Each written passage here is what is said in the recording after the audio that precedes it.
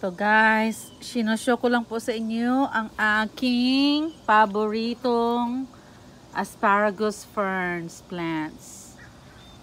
Ayan po, sinushow ko po sa inyo. Na ano po siya, parang ano, naghihingalo na rin po ito siya. Kasi pag winter time, ano po ayaw niya po ng lamig. So, kailangan po parating na sa bright sunlight po ito ang asparagus ferns.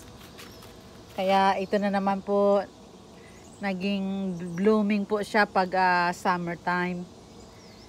At mahilig talaga tong lagi po siyang dinidiligan. Gustong-gusto niya po yung dinidiligan siya. Kaya ang ganda, 'di ba? Parang ang style niya parang parang yung rosemary. Pero malalaman mo talaga siya na ibang-iba siya sa rosemary. Pero ayan ang ganda, 'di ba? Ang lambot. Pero pag nag-dry po yung leaves niya, ay naku, matinik. Parang ang tinik-tinik ng niya, yung ito, ayan, for example, ayan po. Ayan. Pag nag-dry siya, matinik.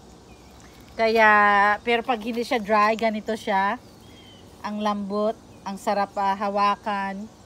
So, ito din siya ang magandang air purifier po sa loob ng bahay. Pero kailangan niya po talaga ng constantly bright sunlight. At saka dilig. Dahil pag hindi mo siya nabigyan ng ng bright sunlight, maglalagas po yung niya, ang mga dahon niya parati, at hindi na po siya maganda tingnan. Kaya ito, nasa labas siya as soon as nag springtime, nilabas ko kaagad siya. Kaya ayan, tumubo uli, nagkaroon ng panibagong panimula. Ayan hanggang sa loob talaga siya naging naging healthy. So I'm glad naman na tumubo siya uli.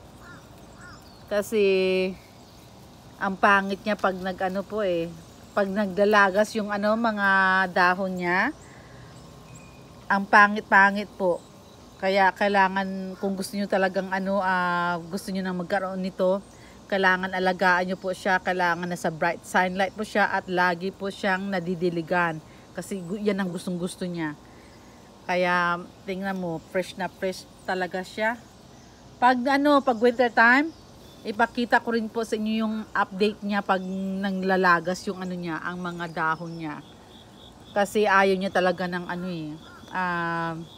winter time, ayaw niya ng lamig. So gusto niya lang talaga ganito at magandang temperature, nasa bright sunlight at laging nadidiligan. Kaya ito po ang gustong-gusto ko siyang halaman. O, di ba?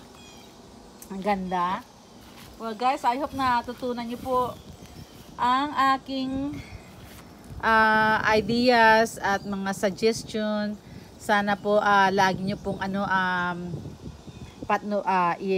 panoorin ang aking mga videos sa aking mga halaman. At paki-add na rin po yung Jocelyn Growing Plant Collections ko po sa Facebook. Yun din po yung aking halaman page. So, thank you guys for watching and thank you for all your support. Paalam!